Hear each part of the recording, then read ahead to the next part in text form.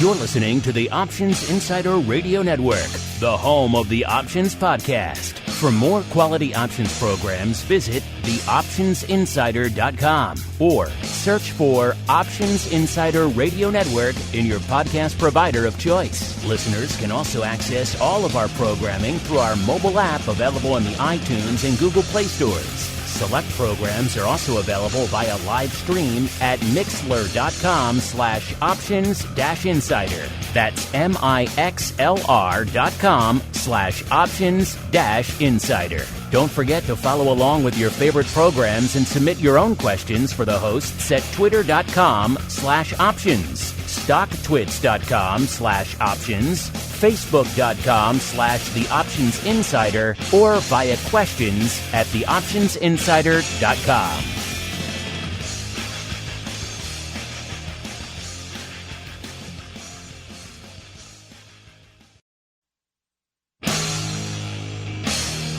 And now, it's time for the show that breaks down the options market. From unusual activity alerts to market analysis, strategy overviews, listener questions, and much more. If it involves puts and calls, then our all-star panel will break it down. It's time to hit the option block with your host, Mark Longo from the Options Insider Media Group, and co-hosts Uncle Mike TOSAW from RCM Asset Management, Andrew the Rock Lobster GIOVINAZZI from OptionFit.com, and Mark the Greasy Meatball Sebastian from OptionFit.com. The Option Block is brought to you by Fidelity Investments. Fidelity's Option Trade Builder tool can help you confidently build an options trade in 3 simple steps. Just choose a strategy, select a contract, and then review the benefits and risks of the trade. Learn more about Option Trade Builder at fidelity.com/options. Options trading entails significant risk and is not appropriate for all investors. Certain complex option strategies carry additional risk. Before trading options, contact Fidelity Investments by calling 800-544-5115 to receive a copy of the characteristics and risks of standardized options. Fidelity Brokerage Services, LLC, member NYSE SIPC. And now, get ready to hit the option block.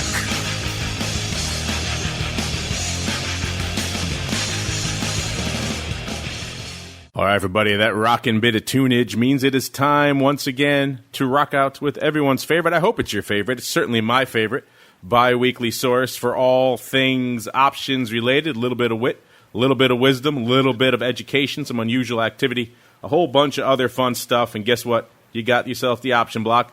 My name is Mark Longo from the old OptionsInsider.com, as well as, of course, from the ever-exciting Options Insider Radio Network. If we sound a little bit different, it's because I'm not coming at you from our studio in Chicago. No, for the rest of this week or so, I'll still be down here, galaxy far, far away adjacent. A little bit of the end of the summer blowout here, which is always kind of fun. But don't worry, all of our shows will still be hitting you on their regularly scheduled time. I do believe with the exception of the Crypto Rundown today. But other than that, and all of the other ones will be hitting you at the regularly scheduled times. And joining me to help me put together that regularly scheduled fun bit of programming, let's start off. Let's go out to the land of Maine, where once again we are joined by the rockingest of lobsters himself, Mr. Andrew Giovinazzi from OptionPit.com by way of Carmen Lion Capital. Mr. G, welcome back, sir. How go things in the land of Maine? How goes the ever-present battle against the clam pirates? Let's just call them. Let's upgrade them to pirates. The clam pirates? The clam pirates are resting today. They already did their pirating last week, so they're going to wait a few weeks before they come back. In our chat room, there wasn't a note since 11:15 this morning. So I don't think the market has moved in 2 hours from there. Maybe it's rallied like a tiny bit from then, but there's just we can talk about it in a minute, but man, there is not a lot going on in this neck of the woods. So you're saying today is indeed perhaps the sexiest day in the history of markets? Is that what you're saying? It's so sad. I think we're just waiting for the next tweet. That's a lot what else are you doing? I mean, I'm look at the chart of the last 3 weeks in the SPX, and you tell me one of those moves over 1% that is not tweet generated. So anyway, I think we're all spectators in the greatest reality show of all time, or at least the most amazing reality show of all time. We are indeed all spectators in the great stage of life, sir. Way to be very, very, very, very diplomatic, and shall we say, get a little deep here on the old option block. Let's kick things off. Let's also roll out. Let's see if he's feeling deep as well. Maybe he has his own battles going on with clam piracy as we speak. Let's go out to the Fidelity hot seat, where we are joined by the last dad of Krypton himself, Mr. TREY JARRELL. TREY, welcome back to the Fidelity hot seat, sir. Yeah, thanks for having me. Luckily, no clam battles here in Florida. That was a thrilling moment of the show last week, though. I really enjoyed that. I was on the edge of my seat the whole time. But yeah, interesting day here today. Glad to be back. It's always, kind of as Andrew pointed out, what's happening. I think have checked my Wi-Fi signal like 5 times just to make sure that I was connected here. But everything's up and running and good to go. Speaking of good to go, I do believe he is good to go now. We are also joined by the uncleest of Mikes, Mr. Uncle Mike TOSAW from St. Charles Wealth Management. Uncle Mike, how go things under the weather shield in St. Charles, sir? Hey, I am the uncleest of all uncles. That is what I like to think of myself as. All right, sir. And with the team assembled, we're going to dive right on into the trading block. It's time to break down the latest topics, trades, and trends in the world of options. It's time for the trading block. All right, everybody, welcome to the trading block. This is indeed the portion of the show where we break down what the heck is going on out there in the markets. As the Rock Lobster alluded to, it's a smashing day on the old street today with most of the major indices actually starting off and pretty much staying up, as we said, kind of feeling the lift, feeling the gain, feeling the heat to the upside today. Most of the major indices getting back some of what they lost at the end of last week. All of them pretty much up about 1%, with NASDAQ leading the charge up over 1%, about closing in on 1.25% out there. And, of course, kind of a weird day out there. A lot of people are pontificating and debating over what exactly is causing this. Another one of those weird days where the markets are firmly up, and yet VIX cash itself also up. It was up more coming into the morning. As we first start prepping for the show in the morning there, VIX was flirting with a 21 handle, about 20.75. That put it up almost 4 handles from our last show. Now coming into the start of the show here, seeing a little bit of cooler heads prevailing. VIX still up, but slightly, at trading right about a 20 handle right now, so up about 3 points from where it was this time last week. Our old friend VVIX, as you might expect, given everything that's gone on over the past week, also up about 10.5 handles from this time last show. And VXX also up about 3 points to 28.5, so back up again, threatening that 30 handle. So all sorts of weirdness. As we're talking weirdness in the vol space, we'll start in the land of the lobster. Mr. Lobster, I'm sure a lot of your crazies in the pit chat are asking you about this. People are tweeting about this all day long. I saw our buddy Dave Lincoln of the Short Vol Show was tweeting about this. Steve Sears and Barron's. Everyone's talking about it. Scott Nation's, dogs and cats. Everyone talking about another one of these days when the market's up pretty firm, and yet VIX cash also up pretty firm. There's a lot of moving parts, as we talked about before, to what could potentially be causing this. What is your conspiracy theory, sir? Well, I think my conspiracy theory is put yourself back in the pit when you're younger, handsomer, and skinnier than you are now, much like myself. Speak for yourself, sir. I age in reverse. Okay. So let's go back 15 years or so, back to when. So all of a sudden, the market falls out of the sky on a Friday. Everything falls. Vol explodes, okay? And then the weekend happens, and then the gyrations on the weekend are like up, down, 1% up, 1% down, crazy weekend volatility, okay? So when you actually see what we'll call close-to-close vol by you walk in on Monday and we're up 0.5%, like, okay, nothing happened over the weekend. And the market has, at least the vol market, people have a memory. Like, okay, any tweet can move us 1%. And right now, even with our rally up, right, you think of it as, I call this like dragging the at-the-money vol higher. So the liquidity provider is not giving up basically that higher realized vol in the short term. They're not going to let the curve rally and discount the vol. So they're going to charge more money for all the options on the upside. They're just not giving it away and letting it collapse into what we'll call a normal rally. This is I guess you'd call it like a bear market rally or a short-term bear rally or something like that. So anyway, all this is a reaction to very, I'll just call it extreme volatility in SPX.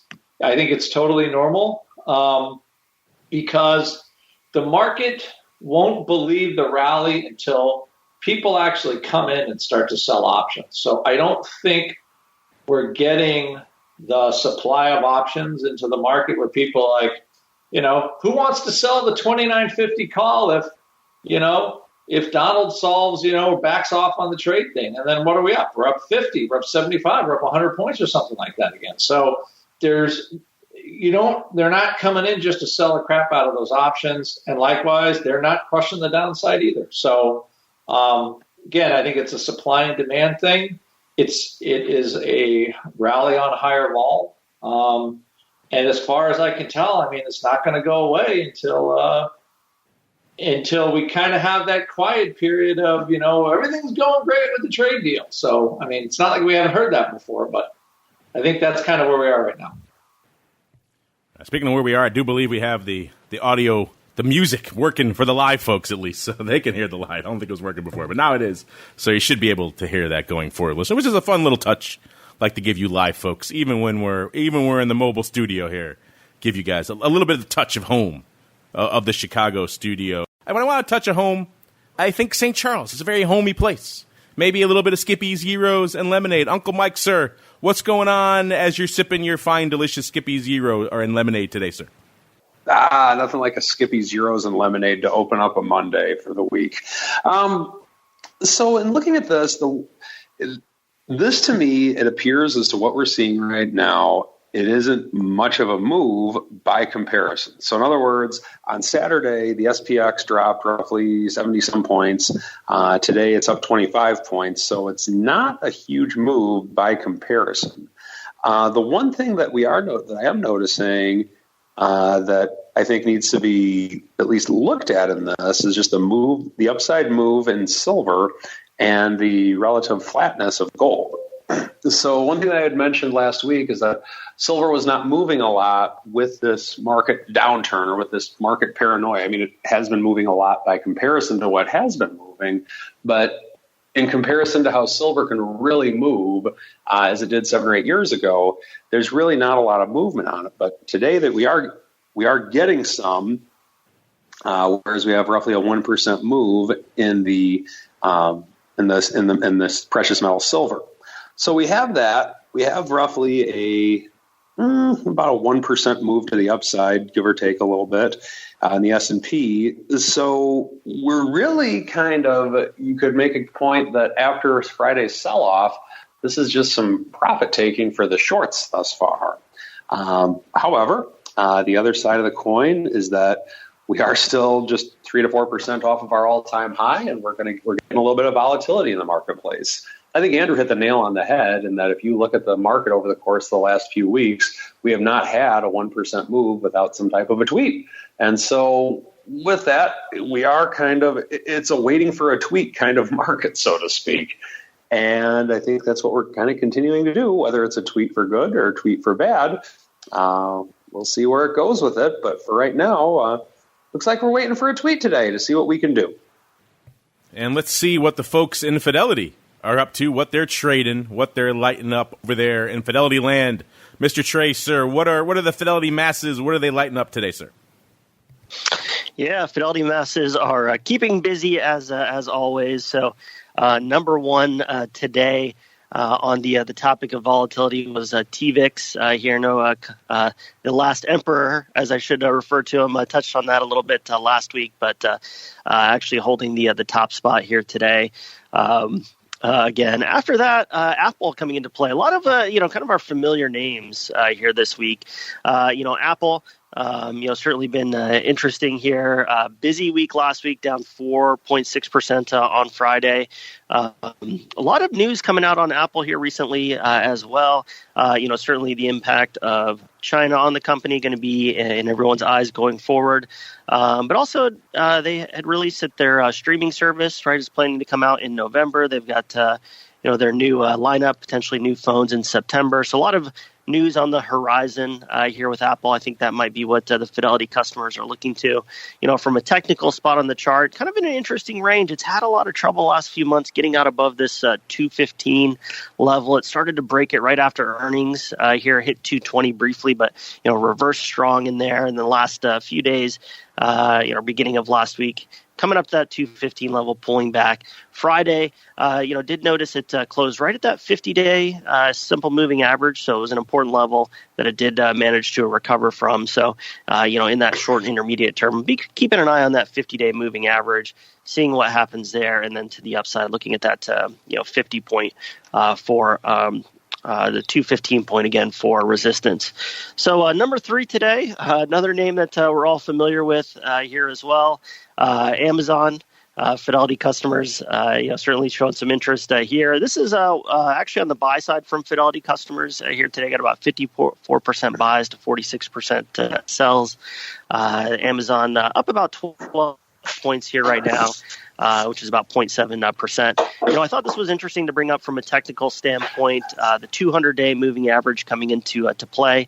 Amazon pulled back strong after earnings, but has managed to bounce at this 200-day last few times and sitting right at this point here once again.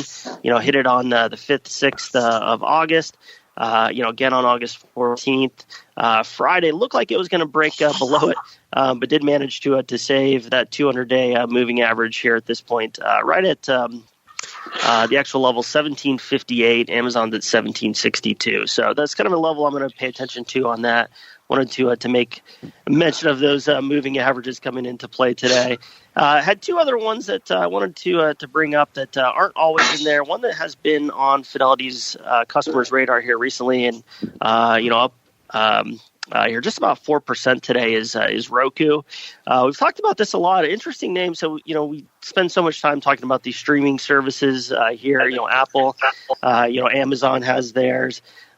Disney obviously been a lot in the news. So Roku, just kind of an interesting player in the market with, one of these companies that's actually providing some of those services, providing some of the hardware here as well. But up 125% here on over the past year. So big move.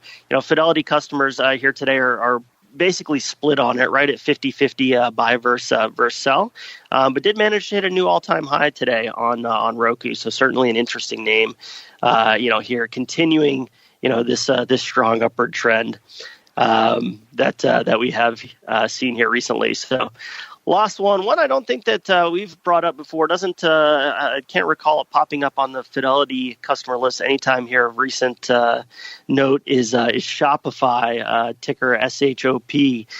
So another one that's really seen a strong uptrend, up about 180% over the past year. Hit all-time highs on Friday. Pulled back strong with the rest of the market, but up here today. It's up about 9 points right now, which is about 2.4%. Here as well. Just very clearly, kind of clear example of what an uptrend is. Here as we've watched it along the way, pulled back slightly after earnings, but since then, big bounce here as well. Not a lot going on in the option market for Shopify. Average daily volume usually about 26,000, so maybe a little bit of a different story than our Apple, Amazons of the world, but pulling about 20,000 volume here today. Leading slightly on the call side, about 11,000 calls to 9,600 puts, and slightly edge goes to the buyers here, about 2,600. Calls purchased here. So, interesting name. The Fidelity customers on Shopify. We're taking this opportunity here to actually sell here today. However, even with that big up day, about 60% sells to 40% buys. But interesting company. Nice to see something new pop up on the list to talk about. But that's what we had today from the Fidelity customers and what's been on their eyes. Thank you for that. The last dad of Krypton, sir. Let's move on to see what the rest of the market, what they've been up to, what you folks out there who aren't in the Fidelity Legions, what you guys are trading. And as you might imagine, pretty much a fairly quiet day. Some elements of the market doing a little more paper than others. Coming into today, quiet, even though we're seeing a surprising bit of an up move in VIX cash at least, and all sorts of funk abounding in the futures and indeed in those out-of-the-money SPX options that drive so much of the VIX calculation these days. Still seeing not a ton of paper on the tape, about 160,000 contracts coming into showtime. The ADV coming off a little bit down to a still hefty 717,000, which if you had told me, seeing ADV in the dog days of summer at 700 plus thousand in the VIX land, that's pretty robust. When you adjust it for seasonality, as our friend Mr. Rhodes likes to do, that's probably closer to 1 million. So that's some pretty strong ADV. SPY also trading pretty hard today too.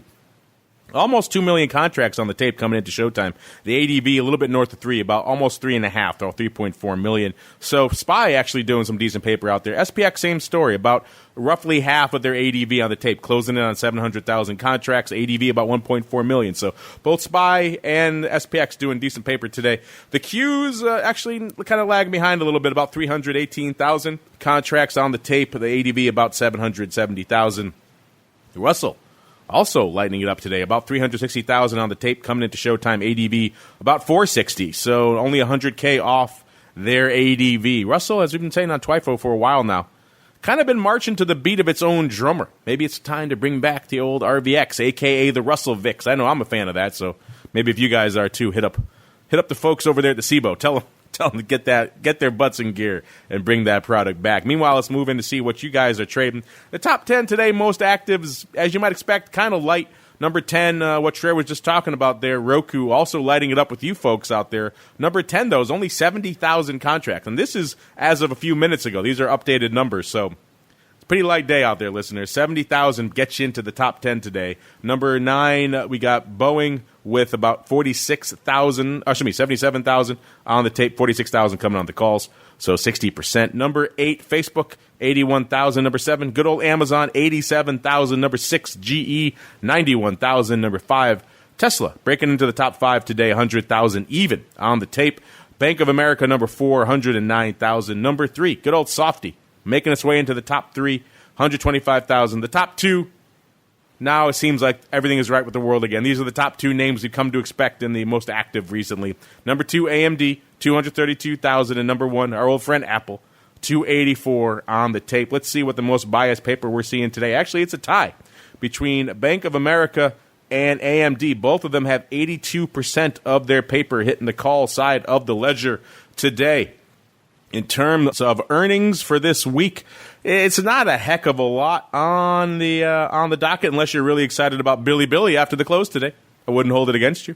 Not exactly a big trader of that name, but hey, maybe you are. And then looking out the rest of this week, we've got a few names coming out. Smuckers, for those of you who like your jams and jellies before the bell on Tuesday. Wednesday, we've got our old friend Cody. Chico's, one of Mr. Meatball's favorite names. H&R Block after the bell on Thursday, as well as Boxing and Five Below. Those of you out there in the premium dollar store category, Five Below after the bell on Wednesday. Thursday, we got Best Buy, we got Dollar General, so the regular dollar store reporting there. TD, as well as Ulta and Dell after the bell on Thursday. And then Friday, everyone's favorite, Jinko, So an interesting kind of the dregs of the season coming up here, but still some interesting names. And if you guys like all that analysis, it's still there for you. TheOptionsInsider.com, the place to go, of course, to get all your earnings move results reports, and indeed your earnings season reports.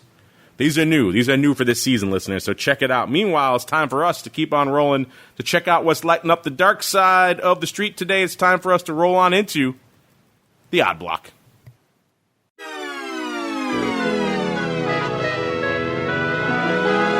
The Odd Block.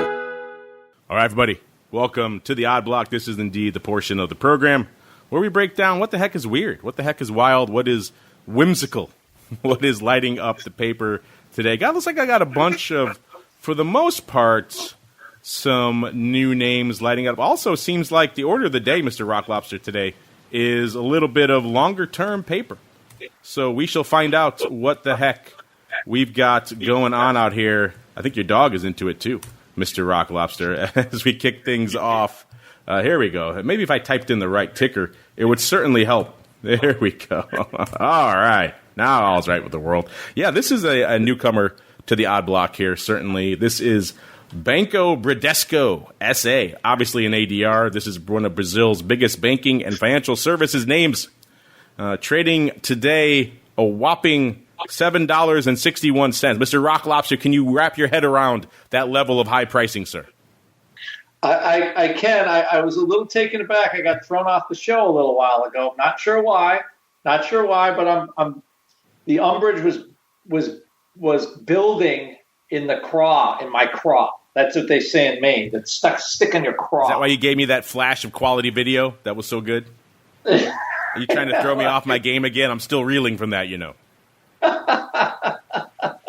I try, you know what, the listeners don't realize all the stuff we torture you with in the chat. All the behind-the-scenes machinations that go on here to make this show happen, listeners. The pain I have to go through. I should be in a galaxy far, far away right now. Instead, I'm talking to you guys. That's the love right there.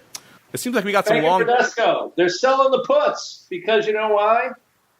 Because now all of a sudden everybody cares about Brazil. You know, Macron? I can never pronounce his name right. It always sounds like macaroon to me. But something's wrong with the Amazon. It's burning. It's bad. And I think people are looking like they're going to take, their dollar, which is a pretty good return out to 2021, as far as I can tell. $1 on a $7 stock is not bad. And on they go. So before you get too far ahead of me, let me tell the listeners what the heck we're talking about here. See, there I go again. I know you've only done the show once or twice, but let me regale you with how it works. First, we explain what we're talking about, and then we analyze it. But you can go the backwards approach too. That might work. Mix it up. We shall see. Listeners, yes, we are talking about good old Banco Bradesco SA, ticker symbol BBD. That's obviously an ADR. And trading today, $7.60, off about 12 cents, or about $1.50. 1.5% or so. This is the name over the past year. It's had an interesting range. It was trading shy of $6 a year ago, $5.91. Then it rallied all the way up to $11. It looks like that happened back in February. Then they threatened it again back in July. So not too long ago, they were threatening that 11 handle. And then it seems like recently things have not gone their way, not surprisingly. Most of the headlines out of that region of the world haven't exactly been overwhelmingly positive of late. So we're seeing a lot of weight on this name in the last few months. And so it's trading from 10 down to $7.60 right now, down $2.50 or about 25% just in the past month or so. This name, of course, let's look out and see what we saw. As Mr. Rock Lobster already revealed, we did see some puts. Interestingly enough, longer-term puts. We saw 15,000 of the Jan 2021 7 puts going up for nearly $1, 97 cents. Of these things, as you might expect, were a little bit wide. Not a lot of paper going out in 2021 puts in BBD. But we've got, they were 93 cents at $1.18. They went up for 97. So he got himself a little bit of the old price improvement to go 15,000 of them. Obviously, there's going to be a few earnings between now and 2021. The next one coming up on October 31st. first. Mr. Meatball, you were just starting to parse this. Looks like our old friend harvesting a bit of the old risk premium. You like this one? See, I mean, the 52-week low is $5.50, about 541. So he's not quite getting himself down to the 52-week low, but he's got himself a decent buy-in level. The only thing is, I know you're not a fan of locking in long-term shorts like this. Let's start there. What do you think about locking in this paper until Jan 2021? He is getting a buck, but he's tied up for a while here. He's tied up, and to me, I mean, this is decent. It's what? It's 7, maybe 10% for a year and a half.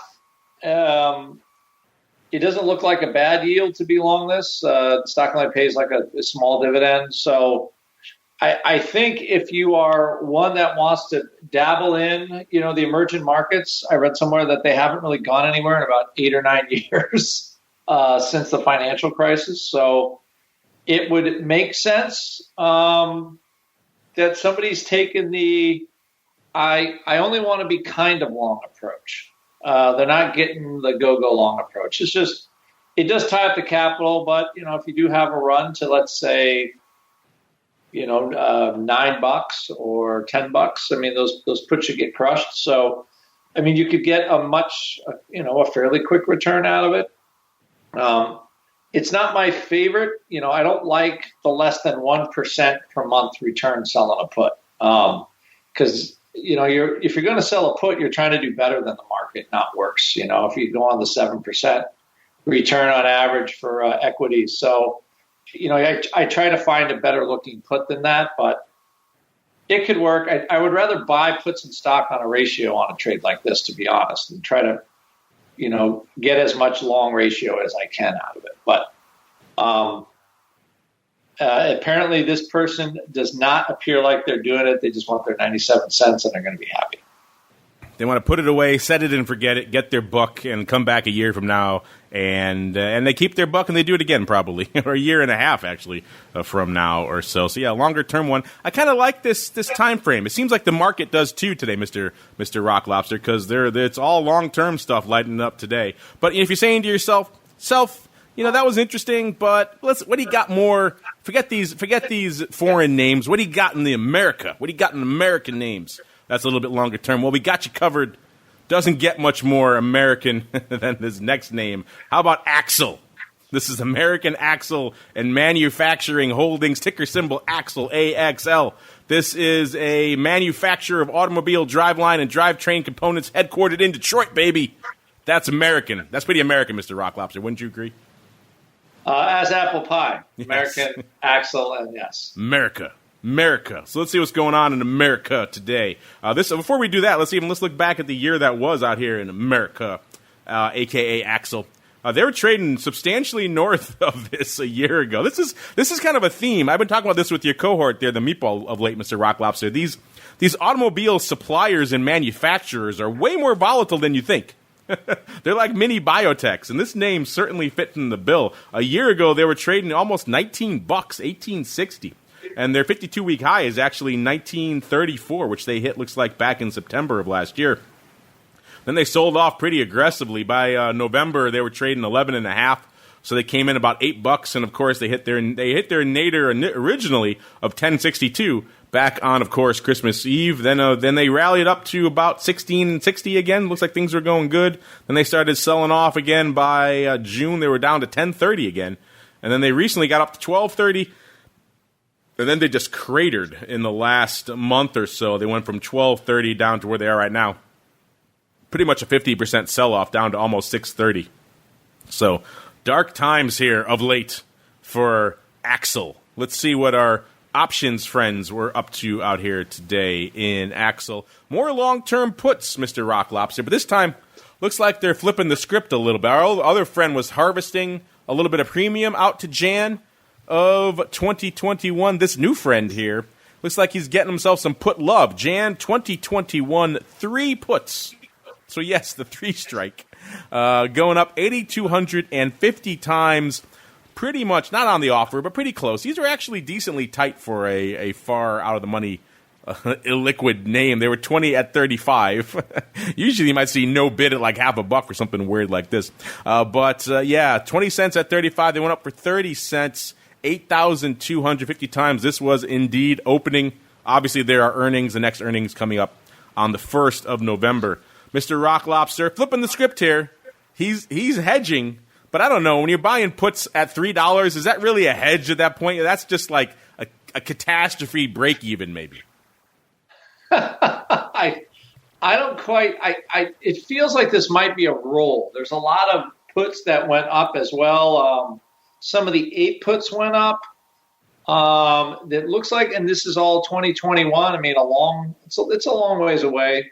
I think possibly we could have a little bit of rolling action on this. I'm looking at some open interest. To be honest, I think they're just taking their money and going. I mean, the stock it's at a 5-year low.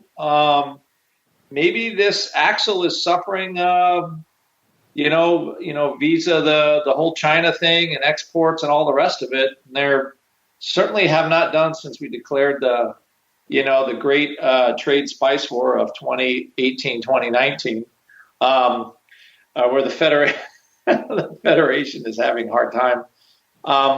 So I think that somebody's just rolling down.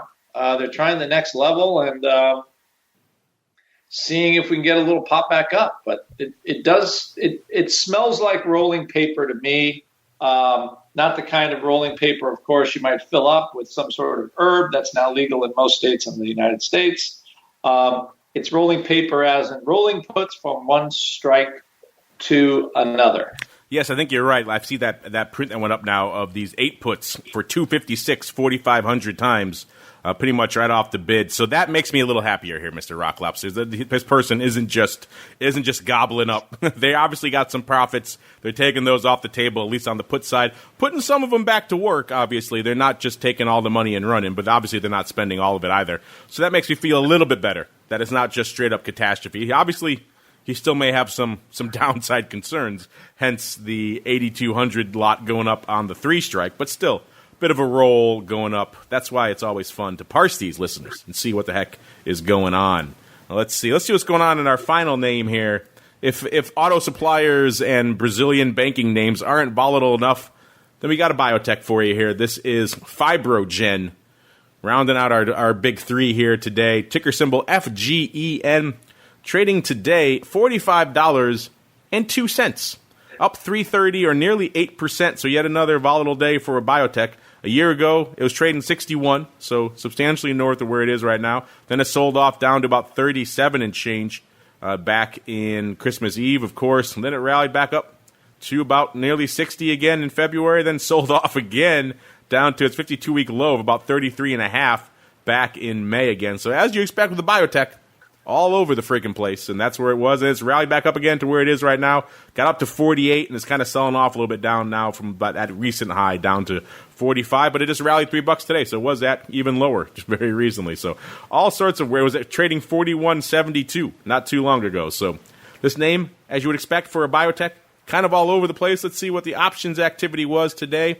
It was also in Jan, but not quite as far out as our other friends. This is the Jan 45 calls. So at the money calls, going up 3,700 times for 560. This is a dime off the offer. So it looks like someone was scrambling to grab these. Of course, they went up late on the Philly, so maybe take that print with a bit of a grain of salt there. Obviously, there's going to be earnings between now and Jan. The next cycle for these guys comes on November 7. Mr. Rock Lobster, this thing is kind of swinging all over the place, as you might expect for a biotech. Someone coming out here deciding to pay through the nose here for these Jan 45s, and at least given today's run, let's see, when did these go up? These went up at 11:04, so a little later.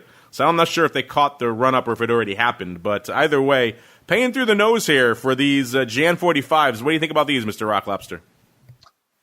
This is one, it almost seems like they created every possible trade condition known to man putting these options up. Like, yeah, we're going to put them up. Oh, no, we're not going to put them up here. We're going to put them up there. We're going to change the volume. We're going to change the price. Or all kinds of just weird stuff. It feels like, Strange one, relatively in the money call, pretty juicy. I mean, either way, if they're back spreading them or just buying them, they're looking for a big move for absolutely sure. So somebody is looking for a big time move. Maybe this is a riff on, I thought there was another drug deal today. AMZN bought somebody. Maybe somebody's trying to get in front of it a little bit, but,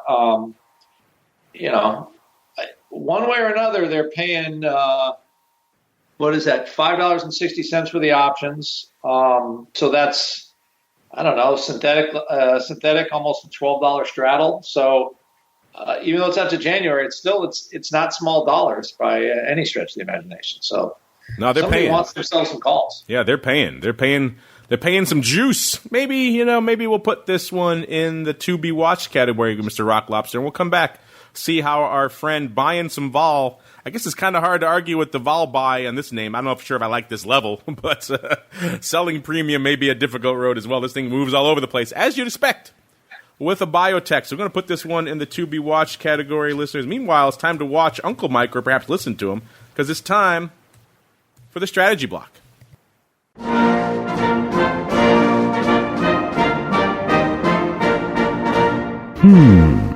The strategy block.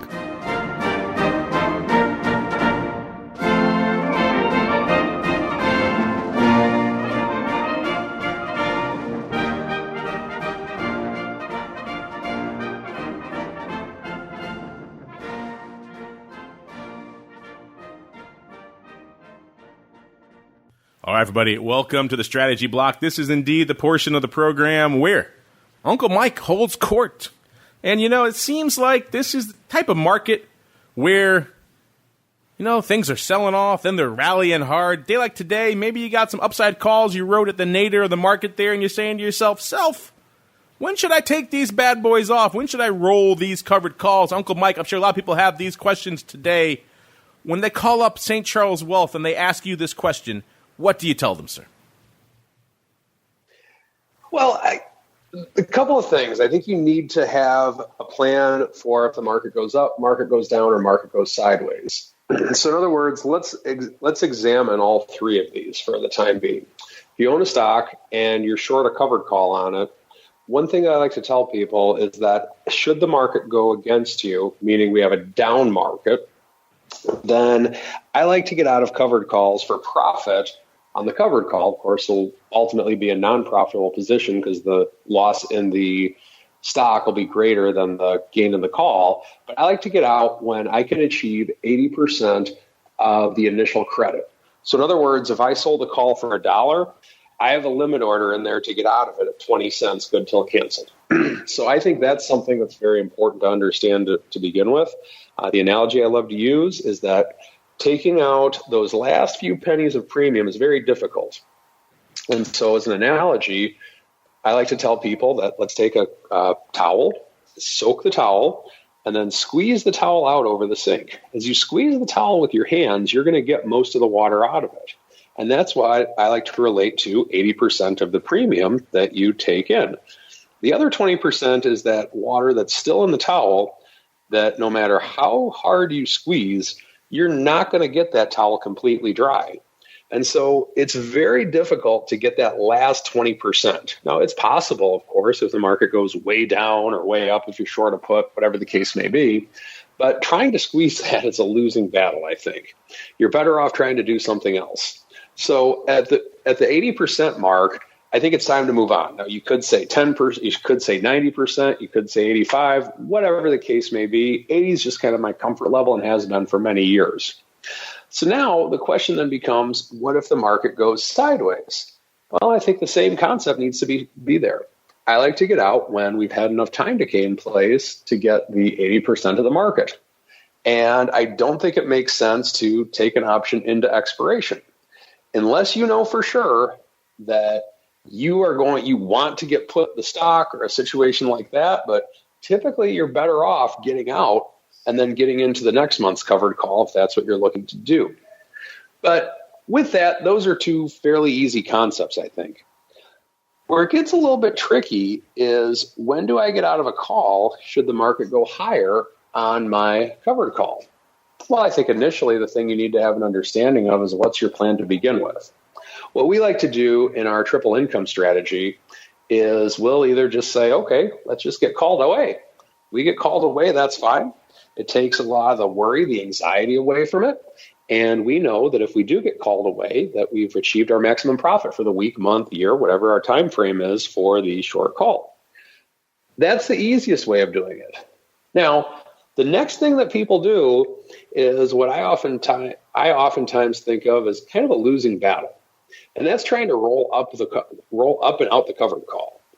You despise being called away, yet you still write covered calls. Not wise, in my opinion. Meaning, if you're thinking, okay, I'm going to own a stock. I want to own the stock forever, but you know what? I want to just get some income on this stock. 'Cause it's not doing anything, just sitting there, that silly old stock. Why don't I get some income on it? So you write a call on it. Stock goes up. Well, I don't want to get called away on the stock. So you get frustrated with it. This covered call stuff's for losers. I hate it. Or you try and play a losing battle. The losing battle with which you're playing is if you try to roll up a covered call. Now, it can work at times, and people do it, but I'm not a fan. And the reason I'm not a fan is because of the fact that when you try to do something like that, what's going to happen is that you're going to be buying an option and then selling another option with typically a lower implied volatility, because as the market goes higher, implied volatility a lot of times goes lower. And when you run into a situation like that, you're creating a less favorable position. On top of that, you're probably going to take a loss on the covered call that you bought to cover. So I'm not a huge fan of doing that, because in the end, it typically doesn't end well. Now, let's say you're in that situation, like, oh, I'm really stubborn, I want to own my stock, but I want income on it too, by gosh. I don't want to get called away. Well, like I've been really preaching the last couple of years on this show, is that I would recommend taking a look at selling a call spread. In that, if the stock is at $50 a share, you can sell the 52 half, 55 call spread. That way you'll get some income on it if the stock stays the same or goes down. The 80% rule would still apply just on the spread instead of the single leg call. But then if all of a sudden the stock just rips up to 52 half, then you're looking at this with that horrible, uncomfortable feeling that you have in the covered call, thinking, oh, should I roll up? What do I do? Oh, man, I hate selling covered calls. Instead of having that feeling, you can just sit there saying, okay, I know that if this stock rips up to 60 or 70 a share, I'm going to be a part of it, with the exception of the distance between 52 half and 55. Call spread solves a lot of those problems. So in conclusion, I would just simply like to say that if you want to own a stock, you want to get some income on it, and you don't want to get called out, but you're willing to take on a lesser income, and you're willing to give up a little bit of stock profit on it, not a ton, look to do the call spread. And there you have it. Should the stock roll down, you have a plan. Should the stock stay the same, you have a plan. And should the stock go higher, you have a plan either way. And that is the strategy block. Last one for August, folks. Fall is coming. Crazy to even consider that. But I think we could consider a little bit of your mail, too, with a little bit of the old mail block. All right, everybody, welcome to the mail block. This is the portion of the show where you guys ask your questions. Let's see. Got a bunch of them here. People asking about specific tickers. Got some long. Let's try this one here. Let's go Robert. Robert Stoute wants to know. He says, hey, Mark, just a little bit about the options, trades, and strategies that I use. I trade the short put verticals and have been doing well, but I'm getting hammered on the max losses. I am looking to get into other strategies that have a better win-loss ratio. A friend mentioned your show and your contacts would be helpful to me. Well, let's see, Robert. Well, we've talked about that before here. That's obviously a very enticing entry point for a lot of listeners on the show here. They come, they get lured to the dark side, quote unquote, by harvesting that short premium. I like the fact that you're doing verticals. Usually when we get this email, it's, hey, I'm selling puts naked and I'm getting wiped out. So I like that you've taken that first step of going to the verticals. That's always where I start people. Hey, go to the vertical, because that at least is capping your risk. It's mitigating your risk. You know exactly the max loss you can have in this scenario, and you know exactly what you're getting I know it's a hard step for a lot of you to take to actually buy that second leg, but if you do it, if you're in the situation of Robert or a lot of other people out there who've encountered this, that I think you're very happy right now to have had that vertical leg on as opposed to being naked. But still, there's a lot we could do. We don't have a lot of time to get into it, so let's just go around the horn really quickly and let's get a cavalcade of opinions on this. Let's start in the hot seat. I got to imagine, Trey, you guys must get hit up on this. I'm going to conservatively say 8,000 times a day, something along these lines. So what do you have to say for our buddy Robert here? At a minimum, at least. One of the great things, about options, right, is just the flexibility that it provides us. I'd say when you're thinking about it, Robert, remember you have calls, puts, and you can put them together in any combination. Why do we put them together in these different combinations? Well, it should be to match a specific outlook. So, like Mark said, you're thinking about it, I think, well from the risk management side, but, try and add a directional perspective to it as well, right? When you're, bringing in that premium, you've got time on your side. What you don't have on your side in this recent market has been direction, right? So, add some additional analysis to it, right? We talk a lot about technicals here from the strategy desk. Anything you can do to give yourself that edge, for example, right, if you've changed from the bull market to the bear market, well, hey, you can still do creds. You're just doing credit spreads. You're just doing short call spreads instead of short put spreads. So, be flexible, but that directional outlook and would be the main thing I'd say to incorporate into your analysis and let that dictate, the right strategy in a given situation. Mr. Rock Lobster, I got a feeling you've fielded this question once or twice. Maybe our friend here wants to learn more about the world of options. Do you have a recommendation for him where he should go? Well, of course, you go to Option Pit and learn all kinds of stuff about all kinds of stuff about options. I'm interested. He's like, I trade the short put verticals and have been doing well, but I'm getting hammered on the max losses. So I'm a little confused by that statement. Yeah, it's kind of hard to do well and then get the max loss at the same time. Unless he expects that, and then that's his outlook. He wanted the max. And then I think Trey said, you can combine options in any way you want, and I have to say, yeah, you can. So what I do when the market's more volatile is if I sell put spreads, I'll try to think of it as a more serial way to sell put spreads. Like, okay, I'm going to sell some this week, or I'll sell some in 2 weeks and then sell some 2 weeks after that. But against those put spreads, I might buy a few puts. That way, if the market kind of blows apart, you're not totally left holding the bag, depending on the pricing. Sometimes the pricing can be just downright great, where the market's not really adjusting the long-term vol high enough yet, and the short-term stuff is relatively expensive. So that if you want to be more aggressive, selling stuff closer to the money, at least you have something. I think that is a pretty decent way. And another thing, too, is it's the same thing with, I don't sell stuff unless I can afford to take delivery of it if I'm in a credit situation. So you sell a put spread, it's a credit. Can you really, can you deal with the credit on the spread? Because I don't ever want to have to be forced to close anything. So I think that might help too, and it narrow your choices down into things that you can you can manage or trade or stand taking delivery on. So it's you have to be mindful of that when you sell spreads, because that credit, while it looks enticing, can come back to as you just learned there, getting hammered on the max losses. You need to, at a high vol, you need to move away from the strike. 20 VIX means we're moving at probably 40 to 45 points a day in the SPX.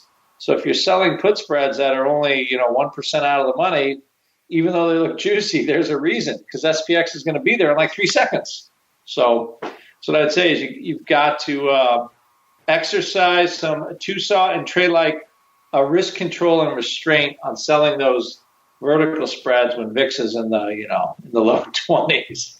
Yeah, I would love to know more about how he's choosing his underlying, what methodology he's using for choosing his strikes, because maybe we could start there with maybe if he's just doing, you're right, if he's just doing the old scanning for the most volatile name of the day, some crazy biotech you never heard of, and he's writing put spreads on that, yeah, just chances are that vol is merited. So that could be also a big part of the issue. Mr. Uncle Mike, when the client calls you up with a question like this, sir, what do you tell them? I tell them the same thing that I've told us on this show a million times. I want to keep it simple in this situation. When you're selling a put spread in a leveraged format, rule number 1, don't let it go in the money. Rule number 2, don't forget rule number 1. Very simple. And we're going to keep it simple as we keep on rolling into our final segment. It is time to go around the block. Around the block.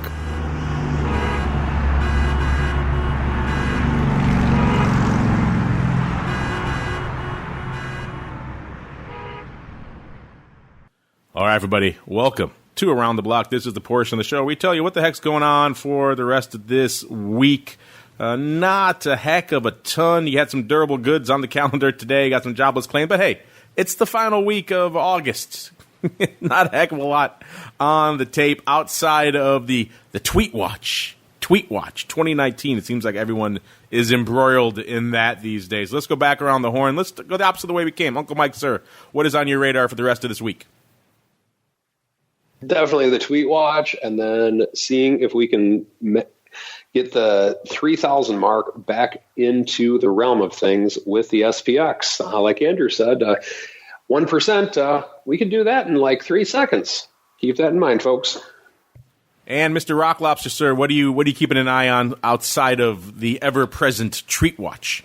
I'm trying to figure out what there is to keep. The earnings are done. We have a month and a half to go for VIX should be 10 by now, and the SPX should be 29.50, and it's not. So it's probably an opportunity if you think this trade war thing can come to some kind of conclusion. But if history is a guide, it usually takes about 2 months of nobody tweeting anything about the trade war for everybody to forget about it. So since right now we're basically at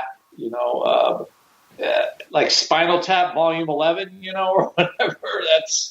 I think this time something will shake out, either really bad or really good, within a couple of weeks. Because now we're kind of, the election's coming up, and some of this stuff has to get solved in order for certain people to get reelected. So I think time is starting to run out now in 2019.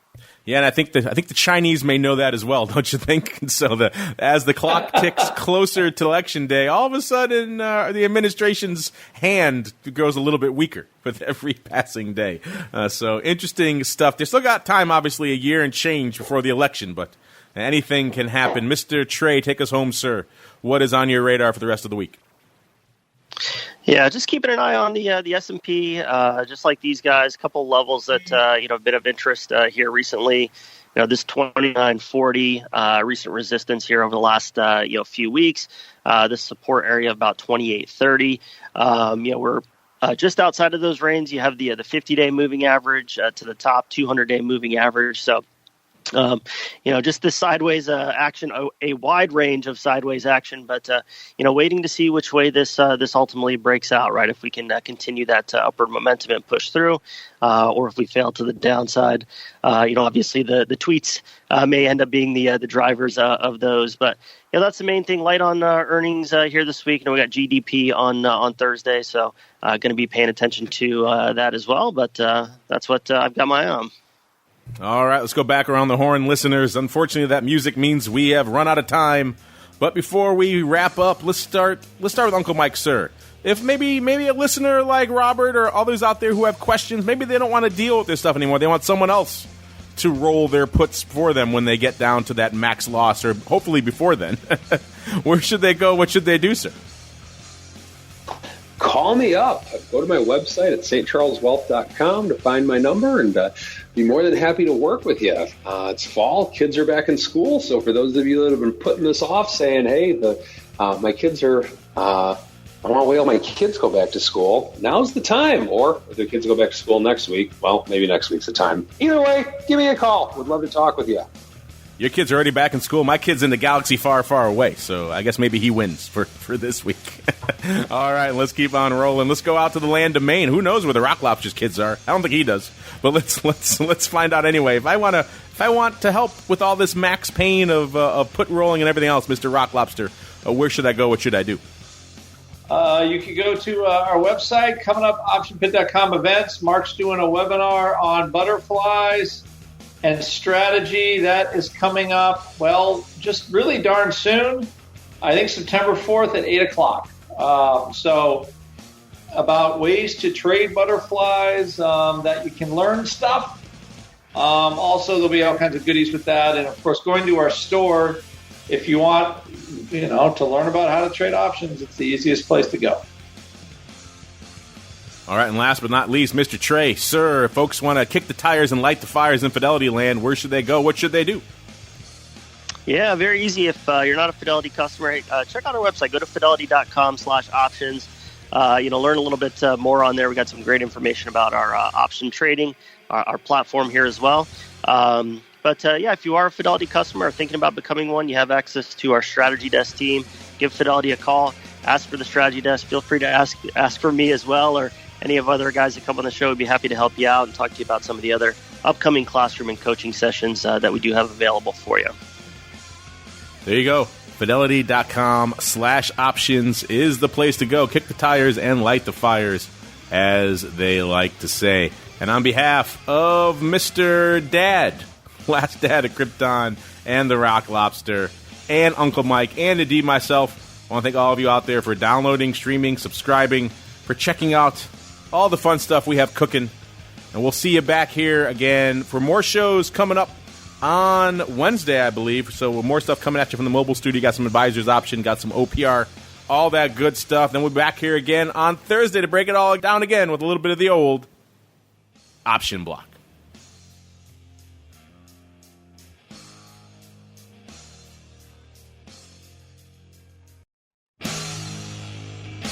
The Option Block is brought to you by Fidelity Investments. Fidelity's Option Trade Builder tool can help you confidently build an options trade in 3 simple steps. Just choose a strategy, select a contract, and then review the benefits and risks of the trade. Learn more about Option Trade Builder at fidelity.com/options. Options trading entails significant risk and is not appropriate for all investors. Certain complex option strategies carry additional risk. Before trading options, contact Fidelity Investments by calling 800-544-5115 to receive a copy of the characteristics and risks of standardized options. Fidelity Brokerage Services, LLC, member NYSE SIPC.